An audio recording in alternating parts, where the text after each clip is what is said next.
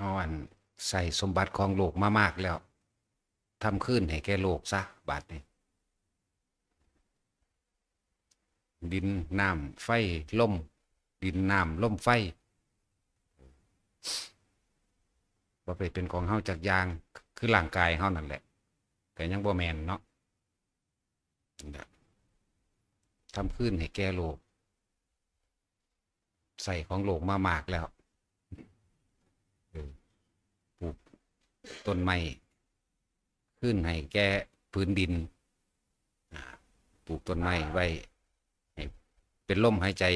ของโลกคือแหล่งเพาะพันธุ์อาหารแหล่งเห็ดแหล่งที่อยู่อาศัยของสัตว์เฮาก็กินสัตว์มาเท่าใดแล้วเฮาก็ใส่ไม้มาเท่าใดแล้วทำลายป่า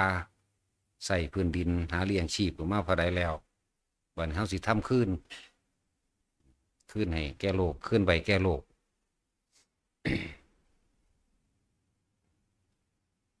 บ่เบิดดอกสิว่าคืนซ้ำนี่แต่ว่าต้องเฮ็ดให้มันเบิดมันเบิดออกจากใจเฮาเองบ่มีผู้ใดเอาอีหยังไปนำได้ฉะนั้นคืนดินน้ำลมไฟคืนไว้แก่โลกมันเป็นของโลกให้หน้าผู้ใดมีก็คืนไว้แก่โลกมันเป็นแค่ของอาศัยชั่วครั้งชั่วคราวหลายๆอย่างที่พวกเฮาคิดคาดบ่ถึงเนาะจะเอาไปนำเฮาสิตายจากทรัพย์สมบัติทั้งหลายเหล่านี้ที่เฮาเคยคิดว่ามันเป็นของเฮามาก่อนหรือเฮาสิให้ธรรมชาติบีบบังคับเฮาตายทั้งที่ใจเฮานั่นน่ะยังแบกโลกไปนำจึงบอกว่าทำคืนแก่โลกไว้ซะก่อนที่มันสิตายอย่าเอาสมบัติของโลกไปนำเอาไปนำคือมันยังคิดถึงมันยังนึกถึงถ้ามันยังคิดถึงมันยังนึกถึงบ้านกูรถกูลูกกูผัวกูทรัพย์สมบัติต่างๆนานากับของกูและของกูแผ่นดินนี่กับของกูนั่นมันกลับขึ้นมาหาโลกคือเก่าแต่เขาทำขึ้นแก่โลกมันกับบ่ได้กลับขึ้นมาหรอกว่าทุกคนระลึกนึกถึงสิเฮาเคยทำอีหยังเพื่อผู้อื่นมาหรือยังนั่นแหละที่เว้าอยู่ดูดอกแนวหมู่นี้คำว่าเห็นแก่ตัวนี่มันลึกซึ้งคืออย่างนี้เด้ว่าธรรมดาเด้เอาไปตัดไม้มาสร้างบ้านสร้างเรือนก็เพื่อความเห็นแก่ตัวเอาไปเอาชีวิตผู้อื่นมากินมาฆ่าเขากินทำลายบ้านของเขาสิก็เพราะว่าความเห็นแก่ตัวเอาไปลักของเขาก็เห็นแก่ตัวเอาไปฆ่าเขาก็เห็นแก่ตัวเอาไปขีดตัวอันนั้นอันนี้ก็เพื่อเห็นแก่ตัวอยากสุขสบายแต่ตัวเองโดยบ่ได้ว่าผู้อื่นก็เดือดร้อนอย่างเช่นสัตว์ต่างๆนั่นแหละตะกี้เฮาบ่รู้บัดนี้ถ้ามันรู้แล้วก็ทำคืนผืนดินคืนธรรมชาติคืนผืนป่าคืนแหล่งน้ำให้มันเป็นที่อยู่อาศัยของเขาต่อไปแต่ร่างกายของเฮาแท้ๆนี่ก็เฮายังบ่อาจสามารถควบคุมได้ไว้ประสานหยังกับอย่างอื่นเนาะนั่นแหละคนที่มาฝึกหัดตนเองแล้วพยายามอยู่กับตนเองให้มาก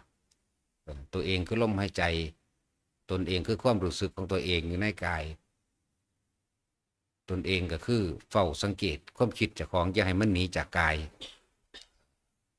ตนเองก็คือว่าโลกธรรมมันเกิดขึ้นคนสรรเสริญก็ให้รู้คนนินทาก็ให้รู้คนเว้าเรื่องใดก็สร้างก็ให้รู้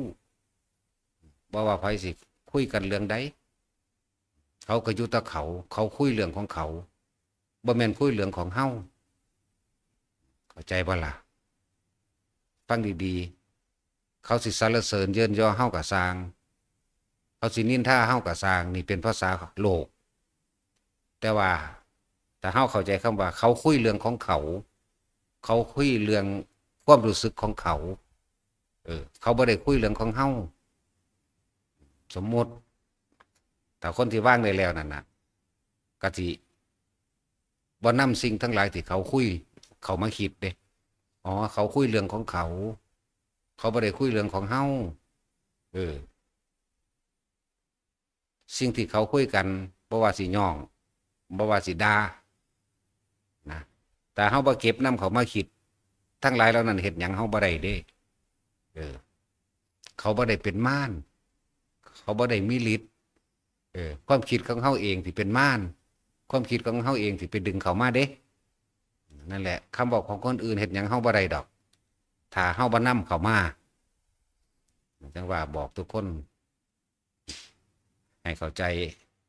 คำว่าเรื่องของเขาบ่แม่นเรื่องของเฮาเฮานี่ทำขึ้นแก่โลกให้ให้เข้าใจคำว่าก่อนที่เกิดอารมณ์ความรู้สึกใดๆก็ตามทั้งที่พอใจเลยบ่พอใจต้องเกิดจากการคิดก่อนเด้อหรือว่าเขาด่าเฮาเว้าโดยสมมุติว่าเขาด่าเฮาจังสั่นจังสี่หยังก็แล้วแต่หรือเขาสิยกย่องเฮาเบ้ยเราดีเราเก่งสั่นจังสี่ก็สร้างเด้อนั่นคือเขาคุยเรื่องของเขาเข้าใจว่าล่ะเขาบ่ได้คุยเรื่องของเฮาแต่เฮานำเขามาคิดเมื่อไหร่นั่นแหละจังว่ามึงว่ากูบ่เกิดขึ้นแล้วเข้าใจว่านี่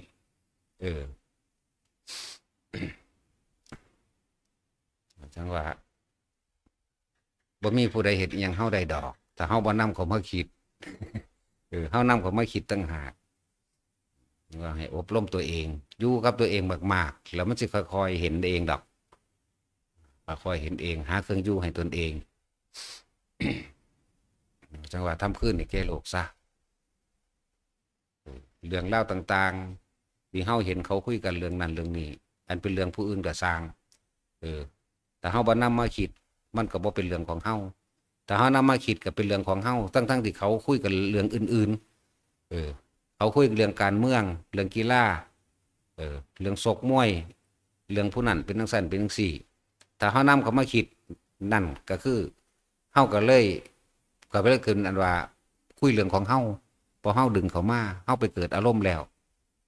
ไปเกิดความรู้สึกกับเขาแล้วบัดนี้ทั้งที่เขาคุยเรื่องของเฮาด้วยบัดนี้เขาว่าเฮาจังซั่นจังซี่ดีหรือเลวก็สั่งแต่เฮาบ่นำมาคิดให้เข้าใจว่านั่นเขาคุยเรื่องของเขาเขากำลังมีอารมณ์กับสิ่งนั้นเขากำลังเป็นสิ่งนั้นนั่นแหละตัวตนที่แท้จริงของเขาเฮาบ่นำเขามาปุ๊บจิตมันตั้งมั่นเรียกว่าจิตที่ถูกโลกธรรมกระทบแล้วไม่หวั่นไหวเฮาก็สร้างฐานที่ใจของเฮาเลิ่นเมื่อเฮามีฐานที่ใจของเฮาเฮาบ่ส่งความคิดออกไปหาเขาบ่ส่งใจบ่ส่งความคิดเขาหาเขาเลิ่นว่าจิตตั้งมั่นในขณะที่นั่นฐานที่มั่นฐานที่ตั้งแห่งใจมันดีแล้วตั้งไปดีแล้วจิตตั้งมั่นดีแล้วสิ่งใดมากระทบกับสร้างมันสิบ่หวั่นไหวออกไปเมื่อมันบ่หวั่นไหวเลิ่นว่าจิตตั้งมั่น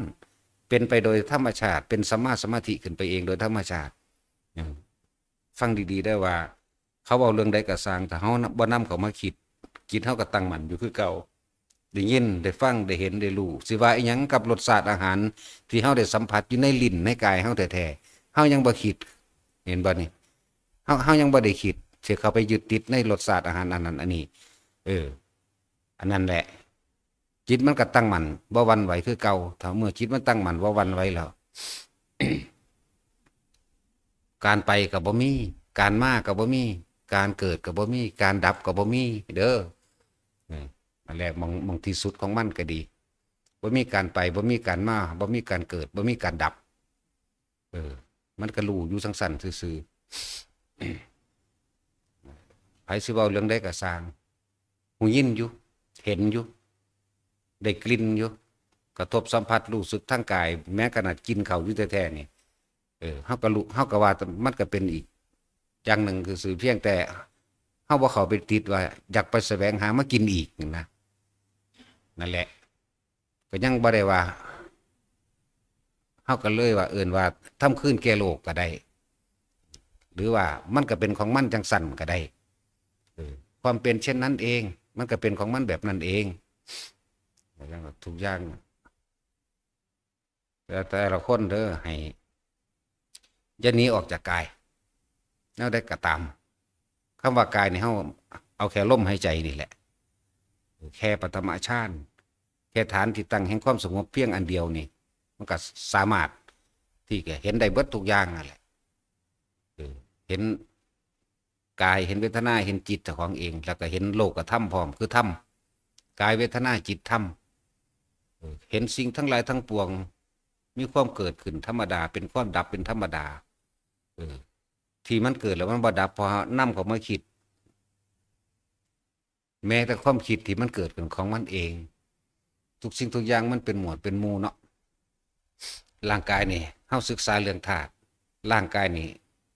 มันบ่ได้ยากจังเม็ดดอกแค่ว่าอันนี้คือแค่ธาตุทั้ง4ผสมกันเข้าดินน้ำไฟลมหมอนี่มันก็เป็นธรรมชาติของมันมีความเกิดเป็นธรรมดาแต่ว่ามันก็อาศัยเหตุที่อยู่ได้ก็คืออาศัยลมหายใจมันอาศัยปัจจัยอย่างอื่นเข้ามาเพิ่มเติมก็คืออาศัยข้าวอะไรอาหารเครื่องห่มยารักษาโรคเป็นแค่เครื่องอาศัยของมัน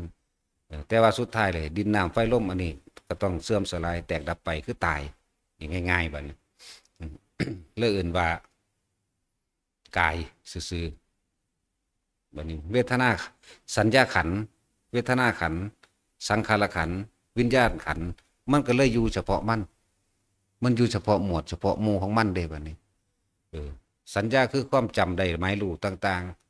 ๆสิ่งทั้งหลายทั้งปวงในชีวิตที่พวกเฮาจำได้พวกเฮาผ่านมานั่นแหละเบิดสัญสัญญาสัญญาเวทนาสังขารวิญญาณที่สิเว้าอย่างนั้นจิตมโนวิญญาณบัดนี้ตอนเฮาแยกว่ามันเป็นมันก็คือสิ่งเดียวกันแต่ว่าสิรวมให้เบิ่งเด้อคำว่าจิตมโนวิญญาณเนี่ยคือความรู้สึกนี่แหละเฮาเว้าภาษาเฮาเด้อตราบใดที่เฮายังมีความรู้สึกคำว่าพอใจและไม่พอใจอยู่นี่พบเกิดได้ตลอดแต่ตราบใดที่เฮาบ่มีความรู้สึกมันก็ว่างจากทุกอย่างนั่นล่ะบัดแม้นว่าเสียงนั้นสิหูยินอยู่กลิ่นก็ได้อยู่กระทบสัมผัสทางร่างกายก็ได้อยู่หรือกินข้าวนี่เผ็ดก็รู้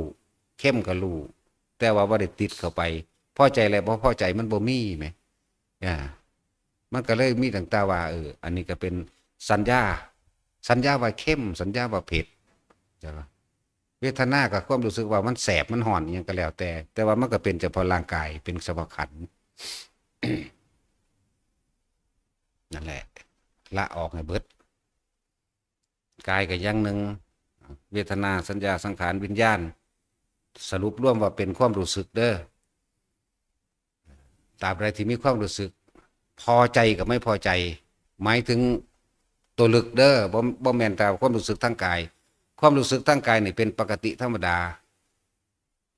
ร้อนหนาวหิวปวดท้องปวดหัวเป็นปกติธรรมดาเหมือนคนทั่วไป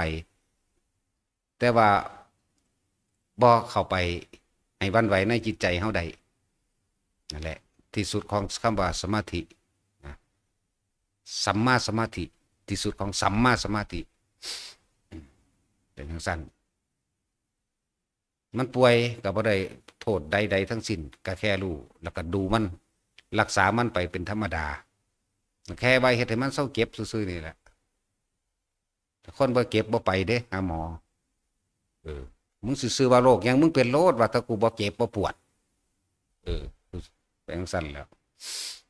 นั่นแหละคนที่ว่าบางที่ไปตรวจหมอ บ่แต่เขาตรวจผิดเขาอาจจะอ่านผิดหรือว่าคำนวณผิดเนาะเจ้าเป็นมะเร็งเด้คนที่บ่มีธรรมะหรือว่าคนที่คิดมากครับเลยป่วยอีหลีเลยก็มีทั้งที่บ่ป่วย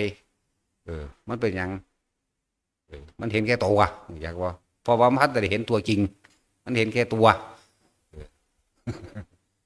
บัดนี้มันก็สิหาวิธีมารักษาให้มันบ่เจ็บบ่ปวดหรือหารักษาวิธีสิมารักษาให้มันบ่ตายแต่ว่าคนที่ได้เข้าถึงคำว่าภาวนาเป็นแล้วนั่นน่ะ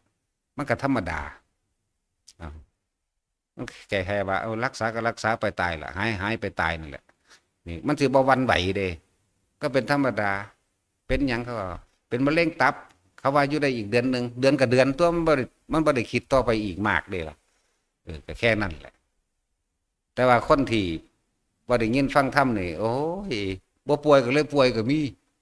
เออผู้ป่วยน้อยๆก็เลยหนักตายก็เลยก็มี เป็นสันเด้นั่นแหละนี่มันต่างกันอยู่คนเข้าถึงความจริงทำทุกสิ่งทุกอย่างเกิดดับทุกสิ่งทุกอย่างบ่เป็นของเฮาจักอย่างทุกสิ่งทุกอย่าง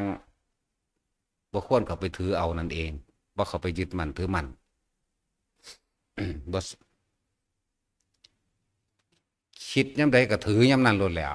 เกิดอารมณ์ความรู้สึกหวั่นไหวบ่พอใจหรือพอใจมื้อนั้นโลดแล้ว แต่ว่าทุกอย่างเฮาทำขึ้นให้แก่โลกซะเฮาใส่ของโลกมานานแล้วเฮาก็เห็นโทษกับมันที่เฮาเข้าไปยึดติดในโลกเว้าสรุปยอดให้ฟังอันเกิดจากตาหูจมูกลิ้นกายรูปรสกลิ่นเสียงสัมผัสอีหยังต่างๆก็สร้างถ้าเฮาบ่นำเขามาคิดนี่บ่นำเขามาคิดจิตก็บ่หวั่นไหวเมื่อจิตบ่หวั่นไหวแล้วก็รักษาฐานที่ตั้งแห่งใจได้ฐานที่ตั้งแห่งใจได้ก็เลยเอิ้นว่าสมาธิจิตตั้งมั่นจิตมันตั้งมั่นเพราะว่ามันบ่ได้ไปเล็งเป้าใส่ไผบ่ไปคิดถึงไผบ่ไปตั้งเป้าใส่ไผถ้าเป็นจังซี่ไปแล้วอารมณ์คือพบเกิดบ่ได้ถ้าพบเกิดบ่ได้มันก็ดับพุ่นตัวบ่มีการไปบ่มีการมาเป็นจังซั่นดับตัณหาแล้วดับอุปทานแล้วเข้าใจว่าล่ะดับตัณหาดับอุปทานฟังไว้ดีๆโลดเด้อให้สิเว้าเรื่องใดก็สร้างถ้าเฮาบ่นำมาคิดสิ่งทั้งหลายเหล่านั้นเฮ็ดหยังเฮาบ่ได้เว้าเรื่องใดก็สร้างเห็นหยังก็สร้างได้กลิ่นหยังก็ตามกระทบสัมผัสหยังก็สร้างถ้าเฮาบ่นำเข้ามาคิดมันนึกหลักฐานที่ตั้งแห่งใจก็มั่นคงเมื่อฐานที่ตั้งแห่งใจมันมั่นคงดีแล้วบอกอีกอย่างหนึ่งก็ว่าจิตที่ถูกโลกกระทำกระทบแล้วไม่หวั่นไหวเมื่อมันบ่หวั่นไหวก็เลยเอิ้นว่าสมาธิเมื่อจิตมันตั้งมั่นนะมันอยู่ซื่อๆแต่มันบ่เล่งเป้าบ่เพ่งเป้าบ่คิดถึงไผบ่คิดถึงเรื่องใดๆเลยนั่นแหละบ่มีการไปบ่มีการมาบ่มีการเกิดบ่มีการตายอีก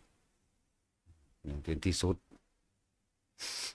เอายังมาสังเกตตัวเองเอาอารมณ์นั่นแหละพอใจกับบ่พอใจเด้อพอใจกับบ่พอใจ ตัวนี้จะเริ่มตัวแรกเขากะหาเครื่องอยู่ให้ตนซะก่อนพยายามรู้เท่าทันความเกิดดับให้มันได้ พยายามก็เลยหาวิธีว่ามาอยู่น้ำร่มนี่แหละเน้นขนาดนักตัวนี้เน้นมาหลายมือแล้วเด้ เน้นให้ทุกคนทำความเข้าใจในตนเองเน้นการบ่นำสิ่งต่างๆที่เห็นเขามาคิดก็แสดงว่ามันมีเป้าหมายจิตเลยมีที่ตั้งมีที่ตั้งน้ำพุนั้นมันเว้าให้กูบ่ล่ะถึงแม้ว่าเขาสิเว้าเรื่องของเฮาก็สร้างว่าถ้าเฮาบ่นำเขามาคิดต้องเข้าใจว่าเขาเว้าให้เขาหรือเขาเว้าเรื่องของเขาเด้มันจะออกสื่อเฮากับหมายความว่าเฮาบ่นำเขามาคิดแหมเขาบอกเรื่องของเขาเด่นเรื่องที่เขากำลังเป็นอยู่เป็นพอใจกับบ่พอใจนั่นแหละเป็นอะไรเขากำลังเป็นอยู่ส่วนเฮาบ่ได้เป็นหยังถ้าเฮาบ่นำเขามาคิดสั่นดังว่าทุกๆคนน่ะนะเฮาเฮ็ดอีหยังขึ้นให้แก่โลกได้พ่อหรือยังท่านก็ยังเป็นเจ้าของท่านอยู่บ่หรือท่านขาดไปแล้วขาดไปเลยบ่ต้องให้ไผเห็นก็ได้บ่ต้องให้ไผเห็นบ่ต้องไปขอหยังท่าน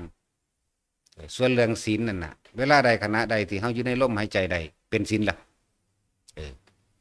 ศีลนี่อันเป็นการปราศจากการงดเว้นโดยซ้ำบ่มีเจตนาแต่ว่าตามหลักสูตรศีล3อย่างสมาทานตวิรัติหมายถึงว่าขอแนวทางจากพระให้พระบอกว่าควรทำอย่างไรมั่งเพิ่นก็ว่าไปที่ปานาติปาตาทินาทานาเนี่ยกาเมมุสาสุลาเพิ่นก็บอกไปพวกท่านทั้งหลายสิกขาสมาทานเนเมื่อสัพพะท่านแล้วพวกเธอทั้งหลายจงศึกษาให้ดีเถิด ศีลนั่นจะเป็นนำทางไปสู่สุคติก็ว่าได้สีเลนะสุคติยันติตัสสมาสีลังวิโสทะเยเออบัดนี้เฮาก็ศึกษาคำว่าศึกษานี่คือทำความเข้าใจเด้การบ่ฆ่าสัตว์บ่ว่าคนบ่ว่าสัตว์อื่นๆก็ตามนี่ร่วมเบิดเลยสำหรับนักปฏิบัตินี่เฮาก็บ่ได้กังวลเฮาก็บ่ได้ร้อนเฮาก็บ่ได้ระแวงว่าไผสิมาตีมาฆ่าเฮาถ้าบ่ได้ลักทรัพย์ของผู้อื่นจังซี่บ่ว่าทรัพย์คนบ่ว่าทรัพย์ของสัตว์ก็ตามเฮาก็บ่ได้กังวลเฮาก็บ่ได้ร้อนนี่คือการศึกษาเด้นั่นศึกษาศีลหาข้อเทียบทั้งดีและร้ายนั่นแหละบาดนี้เฮามาศึกษาดีแล้วเอามันมีแต่แนวดีๆได้นี่นะเฮาบ่ได้กังวลกับเรื่องใดๆเลยตัวนี่นะเฮาบ่ได้ประพฤติผิดข่มเหงเฮาบ่ได้ประพฤติผิดในกามเฮาบ่ได้ตัวไผเฮาบ่ได้กินเหล้าเมายาจังซี่เฮาก็บ่มีความกังวลแล้วร้อนแล้วบ่เดือดร้อนเรื่องศีลนี่เพิ่นจังว่าสมาทานตวิรัติขอจากพระเพิ่นบอกให้พวกเจ้าไปศึกษาอันนี้เด้อให้พวกเจ้าไปทำตามนี่เด้อถ้าพวกเจ้าเฮ็ดตามนี้ได้แล้วพวกเจ้าสิมีสุคติเป็นทางไปมีมนุษย์และเทวดาเท่านั้นนี่เพิ่นบอกสีเลนะสุขติงยันติตัสสมาสีลังวิโสทะเยสุขติงน่ะยันติทุกคนเฮ็ดตามนี้สิได้ไปแบบนี้เจตนาไตรวิราชเมื่อขอได้แล้วก็ตั้งใจรักษาได้บัดนี้ตั้งจิตเจตนาตามธรรมดาแล้วคนเฮาเนี่ยเวลาเห็นขี้เข็บไม่งอดมานะสันดานเก่าเนี่ยใส่เก่าคาเราได้เนาะผู้ใดยังเป็นอยู่บ่ว่าแต่เห็นงูมาแม่งอดขี้เข็บกระซังความเคยชินเนาะมันจะหาค้อนหามีดหาเสียมมาฟาดเราได้เป็นทั้งสั้นอิลีได้นั่นแหละเป็นทั้งสั้นเลยเอิ้นว่าตั้งใจในเด้อเลยเอิ้นว่าเจตนาไตรวิรัติบ่ขอก็ได้บ่นี่กำหนดขึ้นมาเอาเองโดยตัวของเองบ่ได้ขอก็ได้เฮาฮู้ขอมันแล้วที่เพิ่นบอกสมาทานไตรวิรัติหมายถึงว่าขอคำศึกษาขอแนวทางในการศึกษาเรื่องศีลแน่เพิ่นก็บอกไปแล้วเมื่อขอแล้วหูจักของดเว้นหูจักผลดีและร้ายแล้วผลดีคือไปสู่สุคติมีโลกมนุษย์สวรรค์เป็นต้นผลร้ายคือตกนรกอย่างซี่แล้วก็ได้รับโทษอันหลายๆอย่างเมื่อศึกษาดีแล้วก็เริ่มมาใส่เจตนางดเว้นเอาเองบัดนี้เฮาหูจักแล้วข้อนี้บ่ฆ่าสัตว์บ่ลักทรัพย์บ่ประพฤติกรรมบ่กินเหล้าเมายากินเหล้าเมายาเข้าไปมันก็เสียสติแล้วอิหยังก็ตามที่เฮ็ดให้เสียสติเมลัยเบิดเสียสตินี่สูบยาบ้ากับเมลัยทั้งเบิดนั่นยังก็ตามสูบเป็นควันเข้าไปกับเสียสตินี่ครับเป็นเมลัยเบิดนั่นแหละทำให้เสียสติได้พวกนี้ผิดเบิดนั่นแหละเพราะว่าถ้ากินเหล้าได้คนที่เข้าใจถ้ากินเหล้าโมแมนเด้ยาสูบบ่ได้เสียสติเด้แต่ว่ากัญชาเสียสติเด่นจากหัวกับหัวเด้ผู้ย่านกับย่านเด้ยังสั้นแล้วหลายอย่างก็ดอกอันใดก็ตามที่เฮ็ดเสพเข้าไปแล้วนี่ดื่มกินเข้าไปแล้วฉีดเข้าไปแล้วสูดดมเข้าไปแล้วนี่บ่มีควันกระสางสูดดมโดยกลิ่นเข้าไปแล้วนะจะทำให้เสียสตินั่นแหละมันก็อยู่ร่วมกันเบิดแล้วในสุราเมรยะนั่นแหละเอาตรงที่ว่าเสียสติว่าสิ่งสำคัญที่สุดคือสติอยู่แล้วไหมแต่เสียสติแล้วก็เสียเบิดทุกอย่างนั่นแหละอย่างสั้นแล้วศีล3สมาทานไตรวิรัติเจตนาไตรวิรัติปริเฉทไตรวิรัติกับหมายถึงว่ามันขาดออกแล้วบ่ได้สมาทานอีกแล้วก็บ่ได้ตั้งจิตเจตนาในการรักษาอีกถ้าผู้ใดพวกที่เขาเจ้ารักษาเป็นสมุจเฉทประหารหมายถึงว่าบ่กลับมาฆ่ากลับมาลักบ่กลับมาเฮ็ดหยังแนวนี้อีกแล้วคือบ่มีความคิดในนี่เลยบ่มีความคิดว่าจะเฮ็ดแบบนี้อีกเลยเรือสมุเฉทวิรัติเด็ดขาดพวกนี้ คือย่อมตายย้อนหมดย้อนแม่งกระไดพวกนี้อย่างสั้นเรือสมุเฉทวิรัติโดยความคิดของเขาบ่มีจิตเจตนาบ่มีอีหยังเลยบริสุทธิ์ล้วนๆถ้าเฮาอยากถึงตัวนี้ได้น่ะถ้าเฮาอยากถึงตัวนี้ได้ก็เรียกว่าอยู่เพียงแค่ลมหายใจของเฮาเองมันละเบิดทุกอย่างทั้งบ่ได้สมาทานทั้งบ่ได้ตั้งเจตนา มันเป็นขึ้นมาเองโดยความบริสุทธิ์เลย เป็นความบริสุทธิ์ในขณะนั้นนั่นแหละท่านก็อย่าไปหวังผลในท่านจะมีจิตผูกพันในผลแห่งท่านเพราะต้องไปปรารถนาใดๆทั้งสิ้นขาดว่าไปเป็นเจ้าของมันอีกนี่เอิ้นว่าทำขึ้นในแก่โลกอย่างหนึ่งเรื่องของศีลก็คือความบริสุทธิ์บัดนี้แต่ที่ว่ามันก็หลายระดับเอาพวกว่าสมุเฉทประหารไปแล้วอันนั้นอีกระดับหนึ่งแต่ว่าสำหรับพวกเฮานั่นน่ะมันยังมีการฆ่าการหยั่งยุบการฆ่าการลักบางที่กินเหล้าบางที่กระตัวแน่จักสี่ถ้าจะให้ศีลบริสุทธิ์นั่นนะก็คือพยายามอยู่ในลมหายใจให้ได้โดยอาศัยอานาปานสตินี่แหละมันก็มีช่วงบริสุทธิ์มั่งบ่บริสุทธิ์มั่งนะเรียกว่าศีลนี่คำมากก็คือเฮาข่มใจของเฮาเองอันข่มจิตออกจากกามคำว่าข่มจิตออกจากกามก็อาศัยลมหายใจนี่แหละช่วงนั้นเฮาข่มไว้หมายถึงตอนที่เฮาอยู่ในแค่ลมหายใจนี่ปฐมฌานนี่ก็ได้แล้วเรื่องข่มจิตออกจากกามเนี่ยแปลว่าความยินดีพอใจในรูปในรสในกลิ่นในเสียงในสัมผัสสัมผัสเกิดอารมณ์ความรู้สึกพอใจตัวนี้คำว่ากามบ่แม่นว่าแต่เรื่องของผัวของเมียบ่แม่นแต่ว่าสิไปเล่นสู้คบนั่นก็ไผเฮาพอใจรถสีแดงพอใจรถสีขาวนี่ก็เอิ้นว่ากามรู้จักบ่ล่ะความยินดีพอใจในรูปในรสในกลิ่นในเสียงไหมในรูปรถสีขาวพอใจท่องแบบนี้พอใจง่วแบบนี้พอใจควายแบบนี้บ่แม่นว่าแต่สิเป็นเรื่องของผู้หญิงผู้ชายนั่นแหละรูปรสกลิ่นเสียงสัมผัสตรงนี้กาม อันเกิดจากนั่นแหละนั่นเนกขมะที่คมเนกขมะได้นี่ก็ต้องอาศัยลมหายใจคือเก่านี่แหละทานศีลเนกขมะปัญญาความรอบรู้ในกองสังขารความรอบรู้ในสิ่งทั้งหลายทั้งปวงตามความเป็นจริงอยู่ในหูดังเฮาเบิดเด้ออีหยังก็ดีเห็นบ่วิริยะก็ขึ้นอยู่กับเฮามีความเพียรของเฮาเองขันติก็อดเอาในนี่เองอยู่ในลมหายใจเฮาเบิดแล้วสัจจะสัจจะคือความจริงทั้งเบิดทั้งปวงล่ะบัดนี้บ่แม่นสัจจะแต่เว้าเรื่องการเว้าจิตัวคนการทำอะไรตามพูดนี่ก็เป็นสัจจะอันหนึ่งยังเป็นข้อย่อยแต่ว่าสัจจริงคือโลกิยะสัจจะโลกุตระสัจจะและเข้าถึงความเป็นสู่ปรมัตถสัจจะหุ่นโลกิยะสัจจะก็คือโลกทั้งหลายสัตว์ทั้งหลายมีการเวียนว่ายตายเกิดเพราะอวิชชาเป็นปัจจัยบังเกิดสังขาร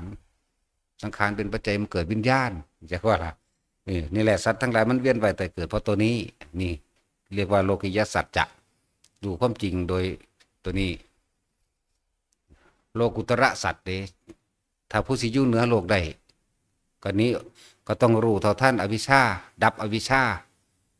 คือดับความคิดปรุงแต่งนี่แหละนี่โลกุตระสัจจะการเข้าถึงปรมัตถสัจไม่ยึดทั้งสองอย่างอีกปรมัตถสัจจะบัดนี้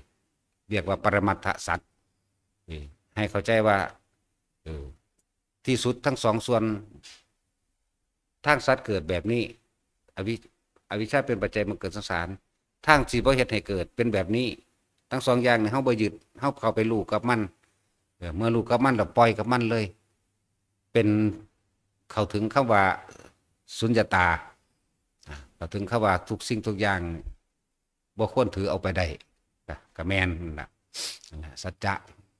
คำว่าอธิษฐานตั้งใจมุ่งมั่นสู่จุดหมายในสิ่งที่ปรารถนา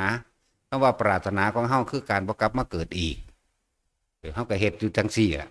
นั่นแหละหลังจากมันเข้าถึงสิ่งทั้งหลายแล้วนี่มันก็เหลือแต่เมตตาบัดนี้การกระทำคำพูดใดๆก็สร้างที่เฮาไปกับโลกว่าสิกระทำกับบุคคลสัตว์ต่างๆสารพัดเมตตานี่เป็นเมตตาที่บ่มีประมาณเป็นอัปปมัญญาเมตตาพรหมวิหารที่ประกอบด้วยบ่มีความลำเอียงบ่มีญาติจักว่าเสมอกันเบิดบ่มีพี่น้องบ่มีลูกบ่มีพ่อบ่มีแม่บ่มีหลาน บ่มีแนวสิ่งเหล่านั้นเหลือไว้แต่สมมุติเออเรียกว่าเกี่ยวข้องแต่ไม่ผูกพันเฉยๆเลยเฮ็ดไปตามสมมุติแห่งโลกเป็นแค่คติตัวอย่างเออทุกคนสิได้รับความเมตตาเสมอกันกรุณาเสมอกันนะเสมอกันทุกๆคนบ่เลือกบัดนี้แล้วก็บ่มีหญิงบ่มีชายพร้อมขึ้นอยู่กับเหตุและปัจจัยแห่งความจำเป็นเมตตานั่นแหละพุทธเจ้าเพิ่นก็เอาเมตตานี่แหละเป็นเครื่องประสานสมานมิตรแก่คนทั่วโลกได้คนทั่วโลกสัตว์ทั่วโลกสัตว์ทุกชนิดคนทุกอย่างบัดนี้เพิ่นก็เลยความหมายของพุทธเจ้าคำว่าสัตว์จริงๆนี่รวมเบิดทั้งเฮาทั้งคนเด้มีคนก็เอิ้นสัตว์เทวดาพรหมก็เอิ้นสัตว์เด้สัตว์เดรัจฉานก็สัตว์นรกก็เอิ้นสัตว์สัตว์เสมอกันได้บัดนี้เนี่ยเสมอกันเบิดเด้ที่บ่แม่นสัตว์แต่พระอรหันต์เท่านั้น นอกนั้นนี่ความเป็นสัตว์ตามลำดับหน่อยมากน้อยแต่ว่าถ้ายังมีตัณหาอยู่เพิ่นเอิ้นสัตว์เบิดยึดติดถือมั่นอยู่สิ่งใดสิ่งหนึ่งสัตว์เบิดอันนี้เฮามาแยกย่อยออกซื่อๆดอกถ้าว่าสัตว์เฮาก็เข้าใจว่าตั้งหมูหมากาไก่อยู่โลดแต่ของนั่นแหละสัตว์จักว่าล่ะเพิ่นก็เลยใส่คำว่าเมตตาอัปปมัญญาพรหมวิหารทั้งเบิดนั่นแหละเป็นเครื่อง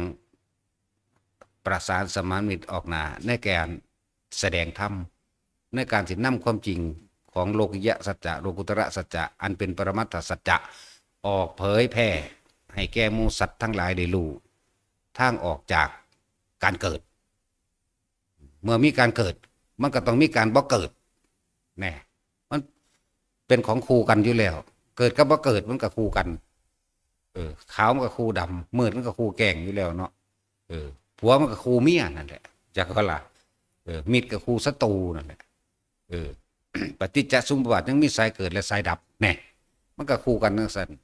มิจฉากับคู่สัมมาเห็นบ่ล่ะจังซั่นแล้วไล่ให้เป็นคู่ให้มันเบิดเด้อไล่เป็นคู่ให้มันเบิดสัมมาทิฏฐิก็ต้องมีมิจฉาทิฏฐิเห็นบ่ล่ะสัมมาสังกัปโปกับมิจฉาสังกัปโปคือกันสัมมาวาจากับมิจฉาวาจาคือกันนี่แหละแต่จังซั่นไล่เป็นคู่เป็นคู่เป็นคู่ไปออกจากทั้งสองสิ่งนี้ได้บัดนี้มิจฉาและสัมมาเพียงแค่ว่าใส่ในทางซื่อใส่ในทางหรือว่าใส่น้ำทางในการแสดงธรรมเพื่อให้รู้ผิดรู้ถูกแต่ว่าบ่ยึดทั้งสองทางเด้เกิดก็บ่ยึดหมายถึงปฏิจจสมุปบาทสายเกิดปฏิจจสมุปบาทสายดับก็บ่ยึดเด้จากบ่ล่ะมิจฉาและสัมมาก็บ่ยึดบุญกับบาปก็บ่ยึดด้วยเด้ธรรมดาบ่มันกลางก็บอกได้ซ้ำนี่แหล้วมันกลาง มันมัชฌิมาบ่ผิดเด้ที่เขาเจ้าว่ามีแต่พระอรหันต์เท่านั้นที่วางจิตเป็นมัชฌิมาได้ว่าซั่นมันก็แม่นของเพิ่นนั่นแหละพวกเฮาว่าท่านอรหันต์มันก็สิมีความลำเอียงอยู่เล็กน้อยมีอยู่สำหรับอนาคาก็มีอยู่เล็กน้อยสกิทาคาก็มีมากขึ้นมาอีกโสดาก็มีมากขึ้นมาอีกส่วนปุถุชนก็เต็มตัว 100% เต็มจังซี่นะจังซั่นนั่นแหละที่เว้ามาทั้งเบิดนี่ทานศีลเนกขมะปัญญาวิริยะขันติสัจจะอธิฐานะเมตตามันลงใส่เอาลงอุเบกขาเด้อแต่เฮาเฮ็ดทานศีลเนกขมะปัญญาวิริยะขันติสัจจะอธิฐานะเมตตาอุเบกขาก็เป็นที่รองรับของมันเองเหมือนกันกับเฮาทำอานาปานสติก็ขึ้นชื่อว่าสติปัฏฐาน4บริบูรณ์กายเวทนาจิตธรรมก็บริบูรณ์สมปัฏฐาน4ก็บริบูรณ์เห็นบ่อิทธิบาท4ก็บริบูรณ์อินทรีย์5ก็บริบูรณ์พระ5ก็บริบูรณ์โพชฌงค์7ก็บริบูรณ์มรรคมีองค์8ก็บริบูรณ์เริ่มลมหายใจตัวเดียวบัดนี้ไล่ลงมา37หมวด37ข้อพุ่นเด้นี่ฟึดลงไปตรงไหนสัมมาสมาธิไปจบอยู่หั่นลมหายใจตัวเดียวเนี่ยได้เบิดเลย37อย่างตัวที่37เป็นสัมมาสมาธิเองสัมมาสมาธิเฮาบ่ได้เฮ็ดหยังมันเด้เพราะว่าเฮาเดินทางแต่ลมหายใจไปนี่มันเป็นเองมาจากว่าล่ะมันเป็นเองนั่นแหละเป็นสมาธิที่บ่เบียดเบียนเสียบายวางได้แล้ว จิตตั้งมั่นหาประมาณบ่ได้จิตตั้งมั่น สัมมาสมาธิคือจิตตั้งมั่นเองโดยเฮาทำถูกต้องมาแล้วตั้งแต่ต้นแรกพุ่นล่ะถึงว่าอานาปานสตินี่รวมอยู่ในนี่เบิดแล้วเรียกโพธิปักขิยธรรม37อย่างมารวมอยู่ในลมหายใจนี่ลมหายใจจึงว่าบ่ต้องไปเฮ็ดหยังอีกดอกพวกเฮาพยายามอยู่กับลมหายใจให้ได้แม้นว่าเฮาสิบ่รู้ศัพท์บ่ได้รู้ศัพท์ว่ามันสื่อว่าจังใดก็สร้างมันทุกคนรู้สึกในลมหายใจได้นะเนาะบ่รู้ศัพท์สื่อว่าจังสั่นจังสี่สติปัฏฐาน4กายเวทนาจิตธรรมสัมมาปัฏฐาน4มันหยังน้อเนี่ยอิทธิบาท4มันหยังน้อแม่นบ่ล่ะบ่จักสื่อมันก็สร้างดอกให้จักความรู้สึกในลมหายใจเข้าออกก็พอนะแต่ว่าคำว่าอนิจจังอนัตตามันอ่านหนังสือบ่ออกมันก็ฮู้จักดอกคำว่าตัวนี้นี่รวมยอดว่านี่ทั้งเบิดเพิ่นก็เห็นความเกิดความดับเห็นความบ่จีรังยั่งยืนแต่เฮาบ่ดับเฮาก็ทุกข์นั่นแล้วอนิจจังอยู่หน้าอนัตตาอยู่หลังทุกขังเฮาแบกไว้กลางใจเฮานี่แหละเฮาแบกไว้รับไว้เฮาบ่เอาคืนแก่โลกจักบ่เฮาเลยได้มาเกิดในโลกทั้ง3นี่แหละกามโลกรูปโลกอรูปโลกก็ว่าไปเกิดในโลกทั้ง3นี่ก็เลยทุกคนทำคืนให้แก่โลกให้มันเบิดอีหยังก็ตามแค่บ่คิดบ่นึกมันก็คืนแล้วล่ะแต่คิดถ้านึกมันก็บ่คืนเท่านั้นแหละมีแต่คืนแก่โลกแต่ของที่มาเกิดในโลกอีก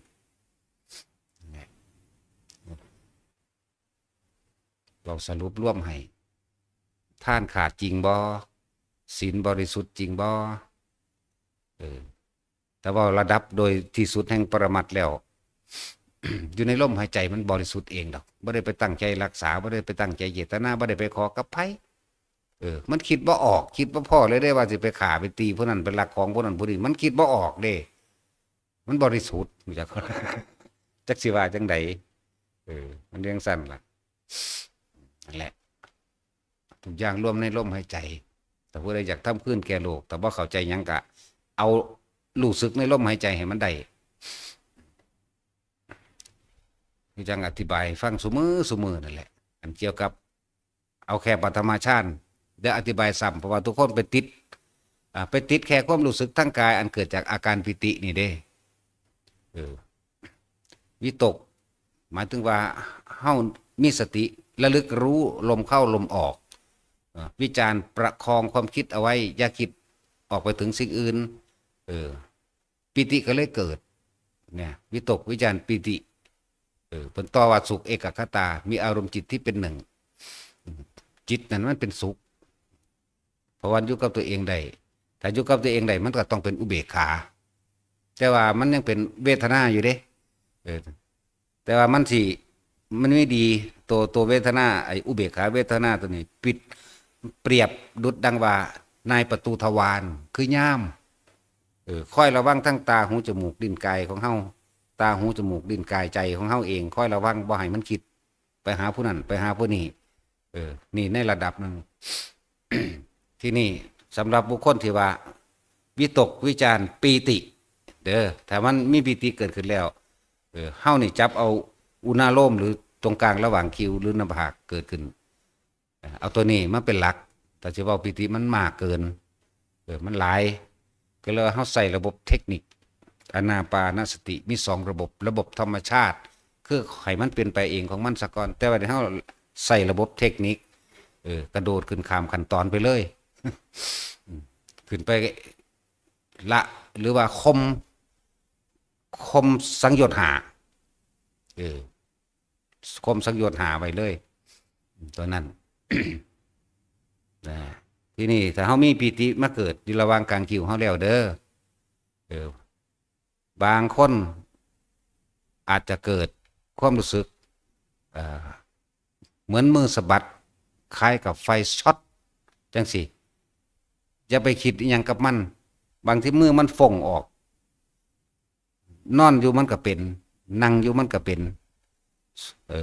บางทีถ้ามันต่อเนื่องของมันเป็นบางที่ไปจับคนอื่นก็สอดเด้แต่ว่าจะคิดมาก พยายามกลับขึ้นมาดับความคิดตัวนั้นให้มันอยู่กับลมถ้าเฮาค่าคิดอยู่หันเฮาสิถูกลังไว้เลยเฮาสิไปสงสัยหาคำถามคำตอบบ่ต้องไปหาคำตอบและคำถามกลับมาล่มโลดเอาล่มเป็นหลักไว้นี่อันนึงจะไปหาเหตุผลว่ายังไงถ้าหาเหตุย่อมมีผลก็คือกังวลผลก็คือกังวลมันก็เลยว่าบ่ผ่านนิวรณ์ก็แปลว่ากังวลเครื่องข้อง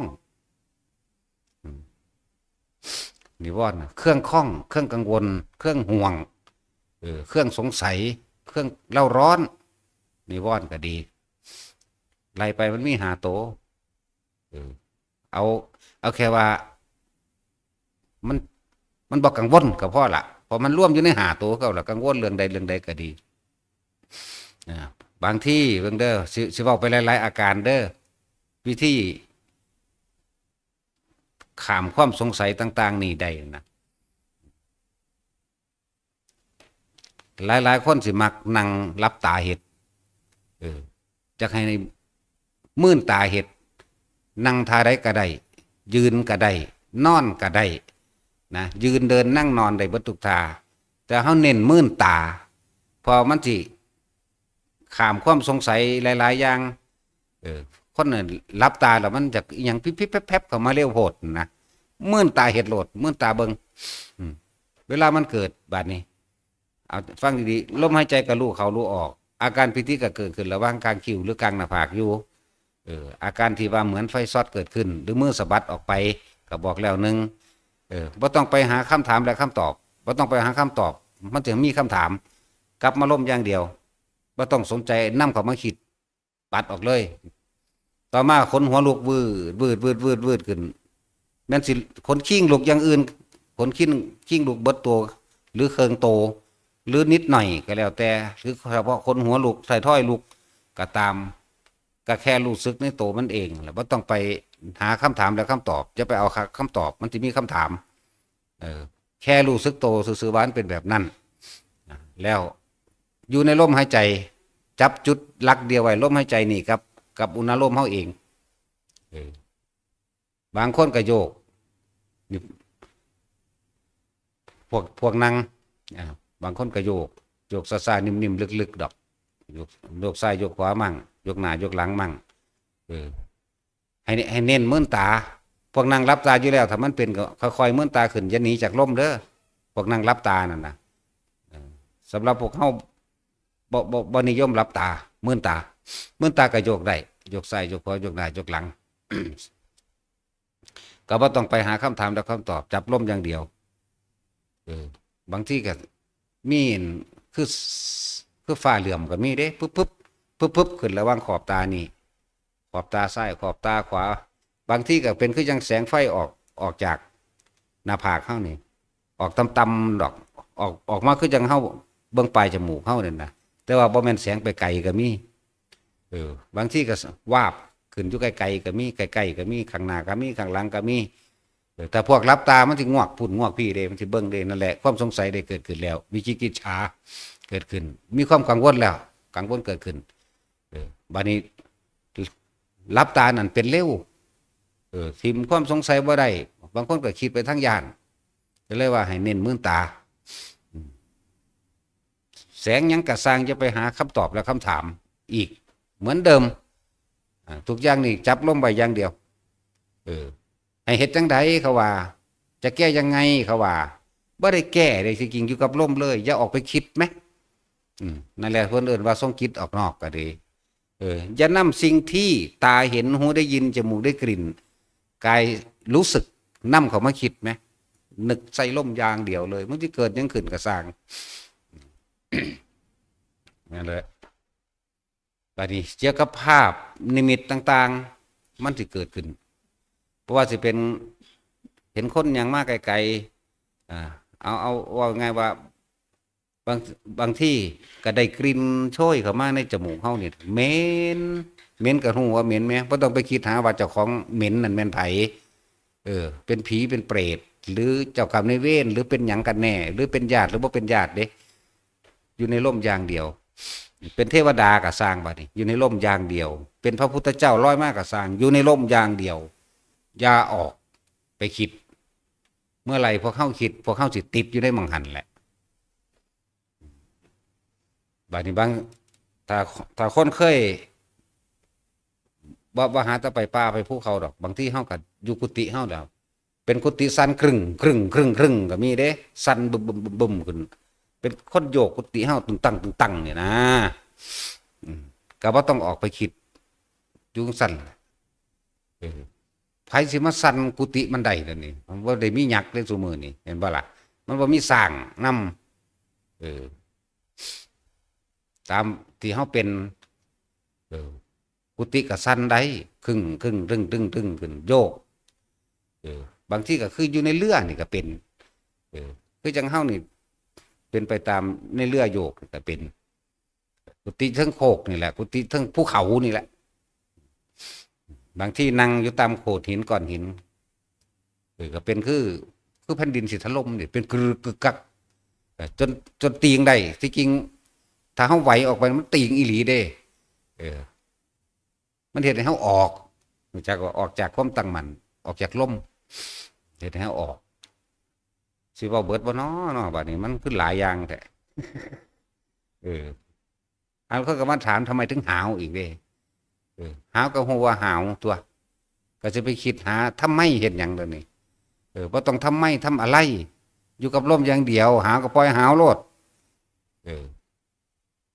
บางทีว่าแล้วอันนั้นล่ะเด้บัดนี้มีอะไรมือคนเดินเหมือนคนเดินผ่านหางตาแวบๆงวกเบิ่งปั๊บโลดมันออกแล้วได้งวกเบิ่งหั่นน่ะอย่างงวกอยากบ่ล่ะ รู้จักงวกบ่พวกบ้านนอกรู้จักหยังดอกไปศึกษาเอานั่นแหละ สิไปสนใจสงสัยมันเห็นอย่างสิไปงวกเบิ่งมันเห็นอย่างนั่นแหละสรุปรวมเบิดทุกอย่างอย่าออกจากลมหายใจแม้กระทั่งเห็นลมหายใจนะเห็นลมหายใจเป็นขึ้นน้ำไหลเข้าออกก็มีก็อย่าไปสงสัยว่าจะไปหาเอาคำตอบและคำถามจะไปหาคำถามและคำตอบบ่ให้ตอบบ่ให้ถามใดๆทั้งสิ้นในอยู่ก็รู้สึกลมเข้าออกบางคนก็เป็นคือควันเฮาสิเป็นคือน้ำก็เป็นคือควันก็เป็นแสงก็เป็นในลมหายใจนี่แต่ว่าเฮาเป็น6-7 เทื่อเฮาก็จับทางได้แล้วเฮาบ่สนใจเลยบัดนี้เพราะว่ามันเป็นดูทำบ่อยทำมากแล้วก็เกิดความเคยชินเมื่อชินแล้วเฮาเลยบ่ไปหาคำตอบหยังมันคำตอบและคำถามทั้งหลายล้วนแล้วแต่หลอกให้เฮาออกเกิดไปข่องไปฆ่าไปสงสัยอยู่ในนิวรณ์เป็นเครื่องรั้งเห็นบ่ล่ะเครื่องรั้งข้องฆ่าคัดด้วยหั่นถ้าว่าทิ่มก็เป็นคือเก่าหมายถึงความสงสัยในใจเฮาเลยผ่านบ่ได้เด้จังว่าพยายามอธิบายคนที่ติดอยู่ในนี่หลายนะบางที่เหมือนบาดนี้เด้อเหมือนมือเย็นแต่ว่ามือใหญ่กว่ามือเฮาปกติอันนี้ว่าประสบการณ์ให้ฟังพร้อมบางคนอาจจะเป็นเย็นเขาแผ่นหลังเลยก็มีของเฮานั่นเป็นคือคนเอามือมาจับบ่าเฮาแต่ว่ามือใหญ่ๆจับบ่าไหล่นี่เย็นไปเลยตึ๊บเขาเลยเด้เรื่องสั้นจับดูเข่าเฮาก็ชินเฮาก็เลยบ่สนใจอันนี้บอกไว้เพื่อบ่ให้ตกใจว่ามันบ่เป็นหยังดอกแต่สิเว้าอีกอย่างนึงคือสิ่งที่เข้ามาทดสอบเฮาเองอันเกิดจากจิตเฮาเองจิตมันปรุงแต่งเป็นภาพก็ได้เป็นเสียงก็ได้เป็นกลิ่นก็ได้นะเป็นแบบนั้น มันสิอีหยังก็สร้างก็บ่ได้ไปหาซื้อมันดอกเอาแค่ลมหายใจมันจะเกิดหยังขึ้นนะในที่เคยเป็นเรื่องเกี่ยวกับการเห็นลมนี่มันเป็นขึ้นน้ำไหลเข้าไหลออกมันไหลออกมาหอดปลายจมูกแต่ว่าไหลเข้ามันเข้าอยู่ระวังสุดปลายสุดมองดังมองนี่แหละดังฮักมองปลายคิ้วนี่แหละมันสุดอยู่แค่นี้เข้าออกอยู่แค่นี้บ่ยาวแต่ว่าตัวเป็นควันกันเป็นขึ้นยาวตัวเป็นควันแบบนี้ตัวเป็นน้ำซ้ำนี่ปลายจมูกนี่กับหอกอันกลางคิ้วส่วนเป็นคือควันเป็นยาวๆหังว่าแม่นหรือว่าควันในใดควันขึ้นหลอดไฟควันในหลอดไฟนี่นวลๆใสๆหลอดไฟนวลๆนะครับจังสั่นบางที บางที่เป็นแสงทองเลยทางบ่แม่นแสงออกแบบนี้ด้วยสิว่าแมงใดเนาะผู้ใดเคยเป็นก็อยู่จักดอกย่านคนบ่รู้จักคักหลายเนาะเออแต่ว่าจะไปสนใจหาเด้อทำความรู้สึกลมเข้าออกอย่างเดียวนั่นแหละแต่เฮาสิพลิกมาด้านปัญญารู้จักบ่อีหยังก็ไม่เที่ยงสักอย่างเห็นบ่นี่เออที่บอกว่ามันสิเห็นความเกิดดับไปพร้อมดอกถ้าคนปัญญาไวเออเห็นความเกิดเห็นความดับเห็นความบ่เที่ยงแท้แน่นอนของสิ่งต่างๆที่มันเกิดขึ้นกับเฮาเองนี่ตัวอยากให้เห็นแท้ๆแต่ว่าเห็นก็มันหยุดเด้มันก็แค่สิ่งนี้เกิดขึ้นมาสิ่งนั้นก็ดับไปแต่คนที่นั่งนานๆหรือทำสมาธินานๆใดนี่นะเกิดขึ้นเบิดทุกอย่างที่ว่ามาดิก็ได้เคยเห็นพ่อ2-3 มื้อบ่บุญแล้วผู้ใดเคยเดินจงกรมพ่อมือเอา24 ชั่วโมงหรือบ่เอาให้บ่หลายปานนั้นดอกบ่ต้องเอามา2-3 มื้อคือเฮาดอกมันเป็นเราเองดอกอันนั้นเฮาบ่ได้ตั้งใจดอกมันเป็นเราเองที่แรกตั้งใจอยู่เฮ็ดไปเฮ็ดมามันดึงดูดเข้ากันเองเลยเป็นไปเบิด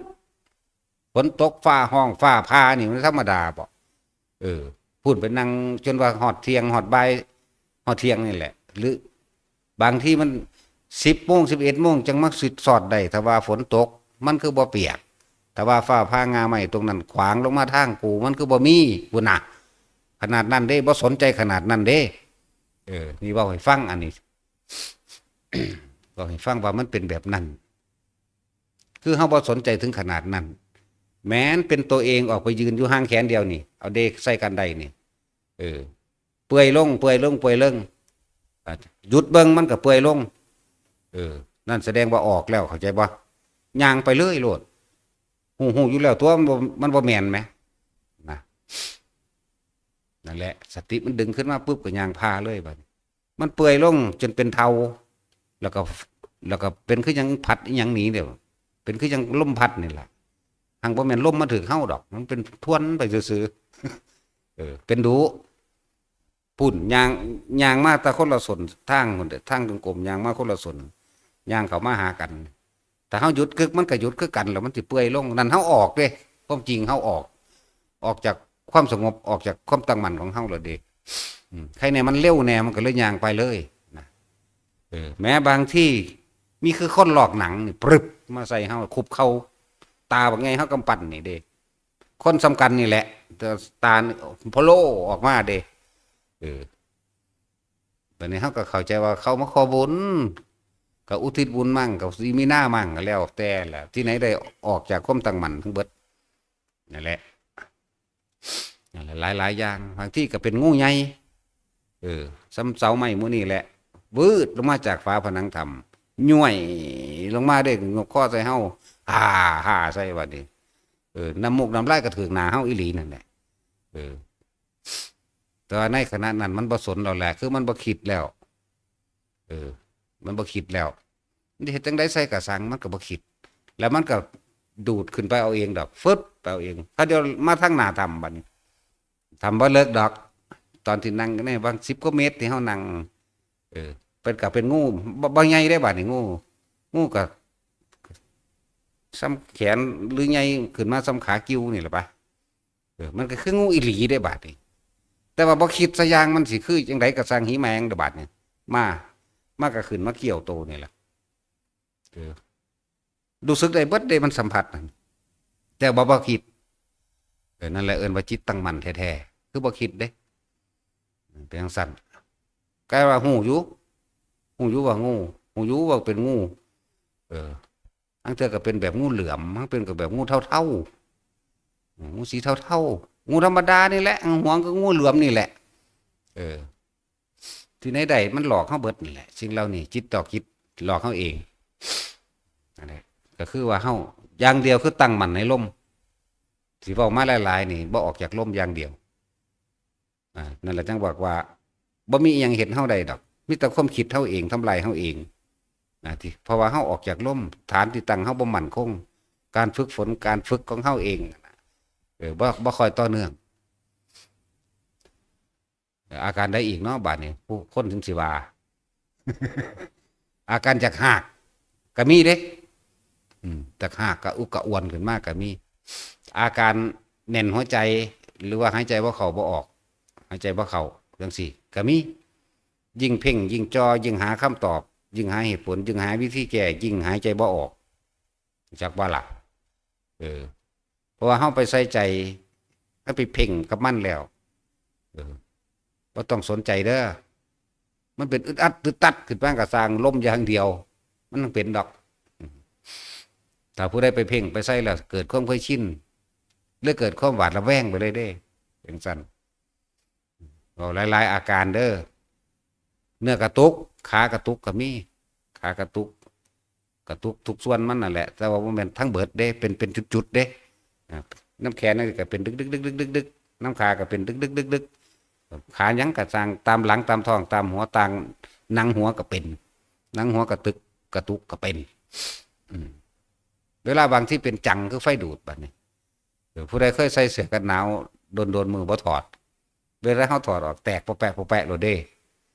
อันนี้ดูตึงขึ้นก็มีรู้กับมันอย่างเดียวเด้บ่ออกคิดนี่คือวิธีแก้คือบ่ได้ไปแก้รู้จักว่าล่ะแก้คืออยู่กับลมหายใจอย่างเดียวอย่าออกคิดเด้อหลายคนติดมากอันที่เว้ามาทั้งเบิดนั่นน่ะถ้ามันถึกผู้ใดผู้หนึงก็ไปอยู่ในลมเอาเองเด้เบิดหรือยังวะ จังเลยมาถามซ้ำอีหยังนี่ก็ถามก็มีเป็นจักร้อยเทื่อก่อนแน่เด้อจังถามเด้ออันซ้ำเป็นเทื่อเดียวนี่ถามเอาทำเอาโอ้ยจังว่าเฮ็ดเป็นล้านเทื่อเราได้อันที่เว้ามานี่บ่ได้เว้าเล่นบ่ได้เว้าเกินเวอร์เด้นี่มันหลายกว่านั้นอีกเพิ่นเด้กว่าเฮาสิจับจุดมันได้นั่นน่ะ 7-8 ครั้งซะก่อนอันที่ว่าเห็นนั่นเห็นนี่เป็นนั่นเป็นนี่นั่นน่ะเป็นเวลานอนก็จางเฮาบ่ขาดออกจากสติบ่ขาดออกจากลมเข้าใจบ่หางเทื่อมือนั่นฟึดเข้ามาทางฝาผนังนั่นแล้วก็บ่ฮู้ว่ามันทิ่มอิหยังใส่ละเป็นขาวๆคือก้อนหมากนุ่นน่ะทิ่มลงมาจังซี่ก็เบิ่งคือกันเห็นหลับตาก็เห็นมื้อตาก็เห็นแนวมื้อนี้หลับตาไว้ก็เห็นมื้อตาขึ้นก็เห็นมันก็ทิ่มลงมาจังซี่นั่นแหละเฮาบ่คิดหยังแล้วเดี๋ยวมันก็เขย่ากุฏิล่ะที่จริงคิดเฮาเป็นเองเบิดเด้อบ่มีผีบ่มีหยังบ่มีอีหยังว่าสิมาเฮ็ดจังซั่นดอกนะแม่นมีก็สร้างถ้าคนอยู่ในลมหายใจสักอย่างอานาปานสติเทวดามารพรหมทั้งหลายทำอะไรเราไม่ได้เด้อแม่นมีก็สร้างเด้อบัดนี้เทวบุตรมารมีบ่มีแม่นมีก็สั่งบัดนี้ให้มั่นใจในลมอย่างเดียวอย่าออกจากลมถ้าเฮาออกคิดติกล้าก็มีกลัวก็มีในหันกล้าก็เพราะกลัวนั่นแหละคือว่ากูสู้ได้กูสิสู้ก็เพราะว่าย่านนั่นแหละกลัวนั่นแหละจึงสู้ถ้าเฮาบ่ออกจากลมกล้าก็ไม่กล้ากลัวก็ไม่กลัวบ่มีความกล้าแล้วไม่มีความกลัวเลยนิ่งในลมอย่างเดียวมีอยู่ดอกแต่ส่วนมากมันบ่แม่นว่าตัวมาทำลายดอกความจริงมันเด้อบ่แม่นตัวมาทำลายอีหยังแต่มันมีพวกเทวบุตรมารนั่นนะเขามาซอยภาวนา แต่มันมีแค่เด้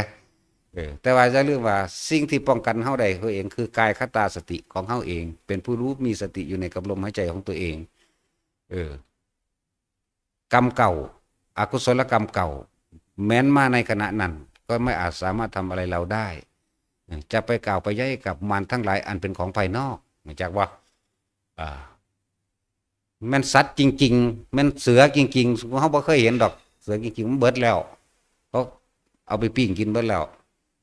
แม่นงูจริงๆมันเสือจริงๆมันสร้างจริงๆก็สร้างถ้าเฮาอยู่ในตัวนี้ได้แล้วบ่สามารถทำอย่างเฮาได้อำนาจธรรมอำนาจแห่งปิติหรืออย่างนึงว่าผลแห่งสมาบัติมันรักษาเฮาเองดอก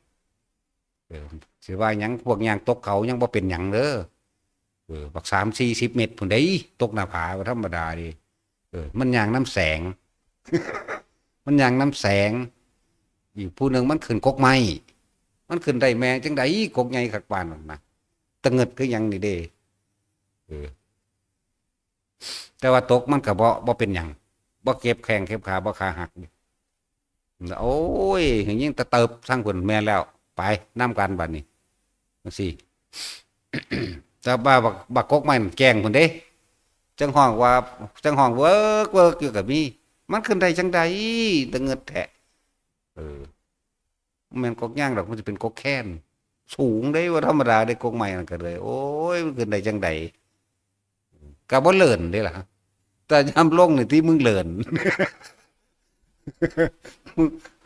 กูก็ลงบ่ได้แล้วป่านนั่นลงมาแมงเอาเองด้วยตุลูดลงโลดว่า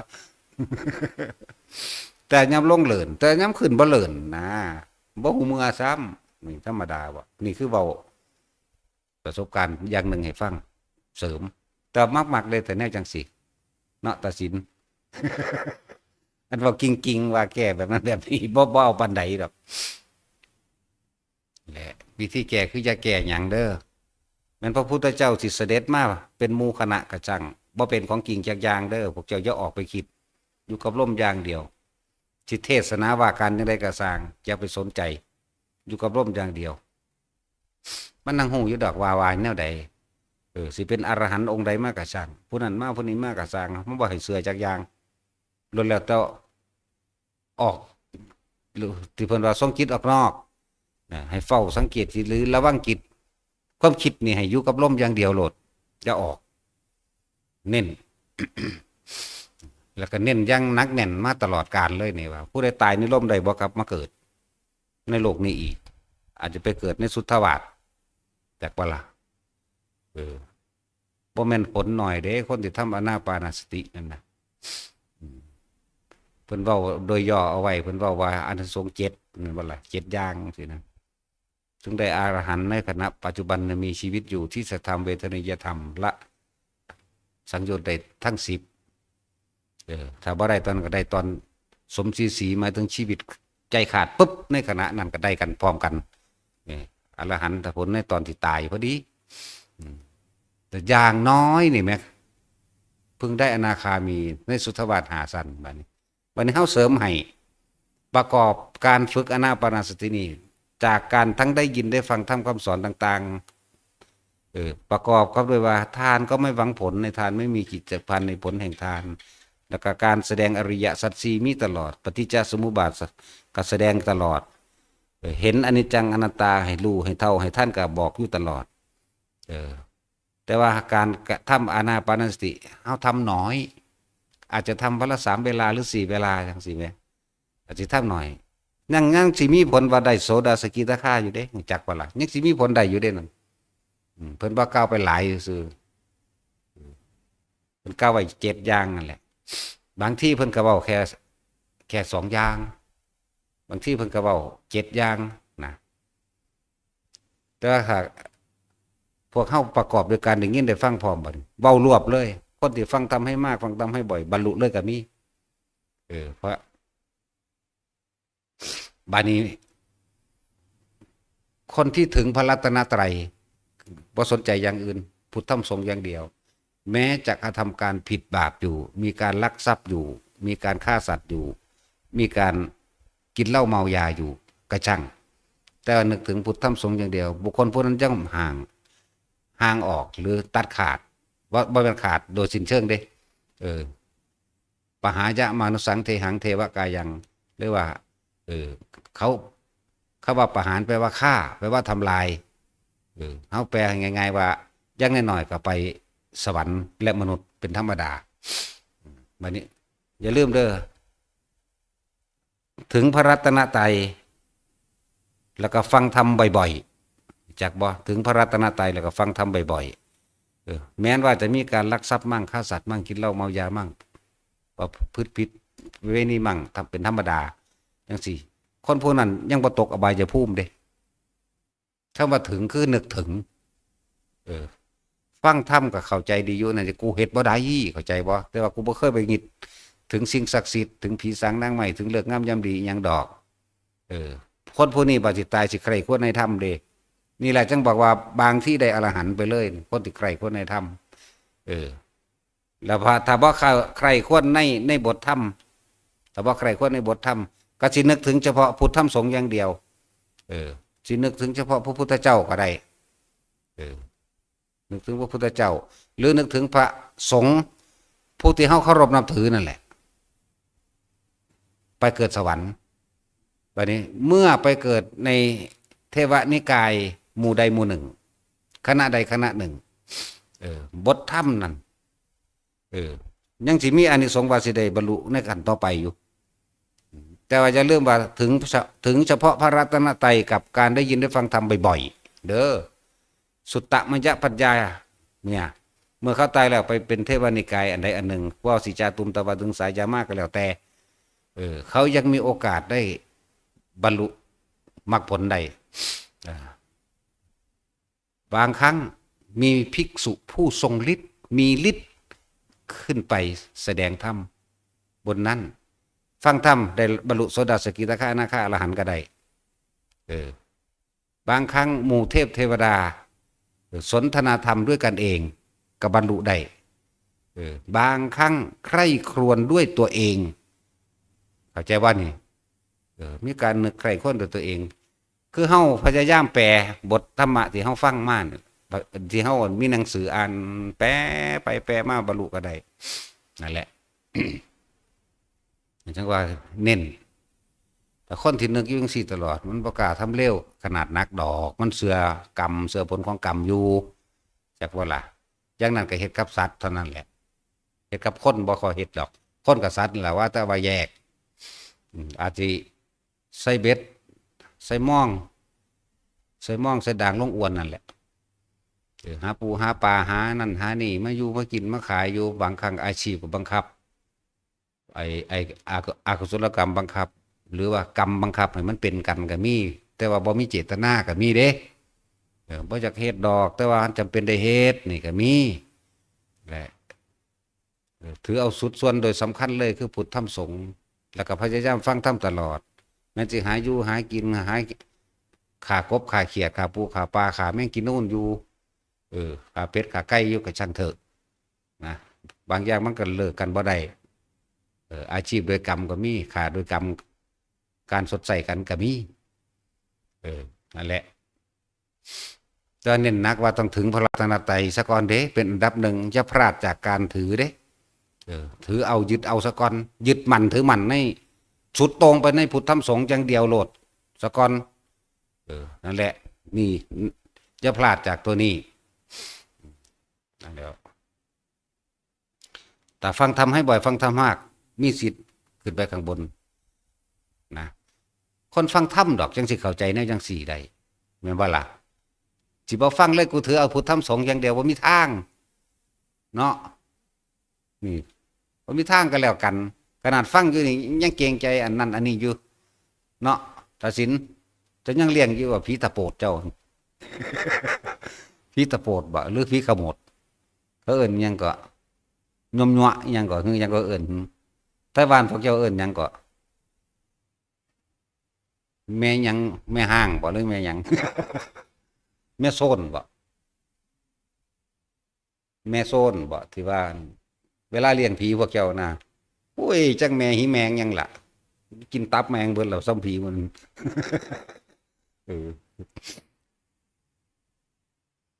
จักสิแม่หยังเด้ทางอันทางฝากทางพุ่นเขาสิมียังพอคำแดงยังพอคำเหลืองจังซี่นะโอ้ยเบิ่งเด้อลูกหลานเด้อซั่นโอ้ยเป็นตายากสู้อ่ะสู้ก็บ่หนีไปเกิดใส่ว่าเขาคือเอิ้นใส่สู้เฝ้าเฮือนเฝ้าซ่านเลี้ยงงัวเลี้ยงควายให้เนาะยังพอจังได้สิไปใส่คักปานนั้น นั่นแหละนี่คือเขาเห็นผิดเขาบ่ทันได้รู้จักเป็นธรรมดาพุทธธรรมสงฆ์อย่างเดียวเด้อคนฝากของนั่นก็ดีเลิกออกเสียต่างๆนานาสารพัดนั่นแหละคนของเขาอยู่พุ่นกับวันเกือบทั้งประเทศนั่นแหละเกือบเบิดประเทศนั่นแหละมาคนทางพุ่น เขาฟังดูอยู่ดอกเขาเข้าใจอยู่ดอก นั่นแหละเน้นย้ำสุดตรงอย่างเดียวคือพุทธธรรมสงฆ์บ่เสือเลือกงามยามดีอยู่แล้วพวกนี้แม่นเฮาสิมีการค้าการหาอยู่หากินเป็นธรรมดาเด้อฟังธรรมเรื่อยๆเรื่อยๆพวกนี้สิมีสิทธิ์บรรลุข้างบนนะเฮาต้องได้พระสูตรจากโลกมนุษย์ไปก่อนเด้เทวดาเก่าก่อนมีอยู่แต่ว่าถ้าบ่มีอนุสัยบ่มีนิสัยที่ได้ยินฟังอยู่เดียวนี้ติ เขาบ่สนใจฟังต่อเด้คือคนเดี๋ยวนี้แหละคือคนเดี๋ยวนี้เด้อเว้าจังไดก็สร้างกูสิเชื่อพญานาคคือเก่ากูสิเชื่อกบเชื่อเขียดคือเก่าเออเพราะเขาบ่มีอุปนิสัยจักบ่ล่ะแต่พวกมีอุปนิสัยนั่นน่ะเว้านิดหน่อยก็ละได้บ่ได้เว้ายากเรื่องสั้นแต่แดงต้องได้จากโลกมนุษย์ไปซะก่อนเด้อบ่แม่นได้ทั้งเบิด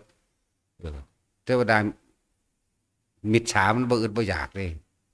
พวกมิจฉาก็หมายความว่าบ่เข้าใจในอนิจจังทุกขังอนัตตาเออบ่เข้าใจตัวนี้หมู่พรหมทั้งหลายที่เขาเจ้าสมัยเกิดก่อนพระพุทธเจ้านี่พวกที่บ่ได้ฟังธรรมพุทธเจ้าหรือบ่ปฏิบัติตามนี่เขาเจ้าก็ไปเป็นพรหมได้คือกันอรูปพรหมได้คือกันมันสิแสดงธรรมว่าจั่งใดก็สร้างมันสิไปยึดสุดตรงข้างเดียวคือกันสุดตรงว่าอันนี้แหละเป็นที่สุดแห่งทุกข์คือความสงบตัวนี้ความสงบแบบอัตตาตัวตนได้ความสงบแบบนั้นความสงบตะจิตเข้าใจว่าล่ะบ่ได้สงบทั้งปัญญาของพระพุทธเจ้าเฮามีเจโตวิมุตติและปัญญาวิมุตติสมถะกับวิปัสสนาคู่กันต้องเห็นในอนิจจังทุกขังอนัตตาของพระพุทธเจ้าเฮานั่นนะของเขาจะเอาเฉพาะเจโตวิมุตติหลุดพ้นทั้งคิดอย่างเดียวบ่ประกอบไปด้วยปัญญาแค่บ่คิดนั่นแหละกูบ่ได้สนใจว่ามันสินั่นนี่แต่กูจะเอามองนี่มองเดียวส่วนมากพวกนี้มักเข้าฌาน4เข้าฌาน8ก็ว่าไปฮอดอันพุละอรูปฌานนั่นล่ะโอ้บ่บอกไปกันดอกอารูปอาลีบอันนั้น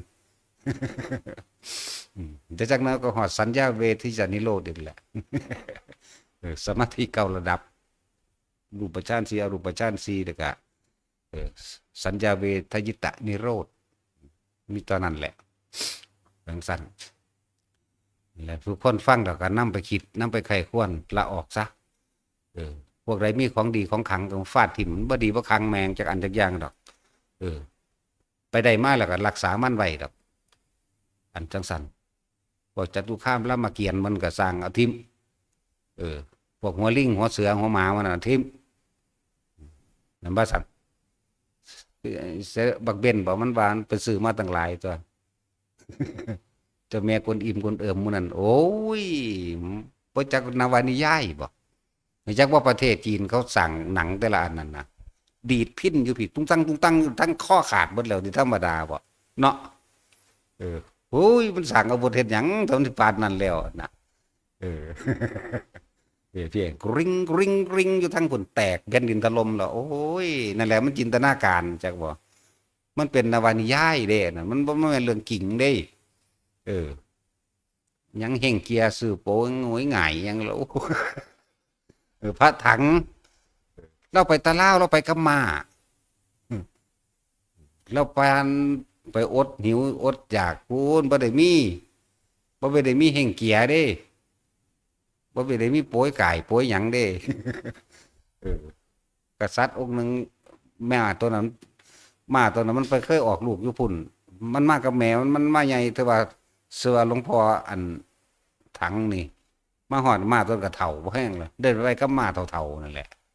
ธรรมดาบอกยังสั้นล่ะหนึ่งเขาแต่งเสริมยังสั้นแล้วเดือนนี้มีหอดเทพหน้าจ่า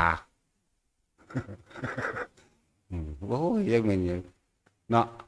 มั่วตัวกันไปเบิดแล้วแต่คนเสือเร็วๆเดินในยังสั้นเนาะจะเป็นยังไงจ้ากับจ้าจริงจ้าบ่เนาะสั้นแล้วเอาสมทาน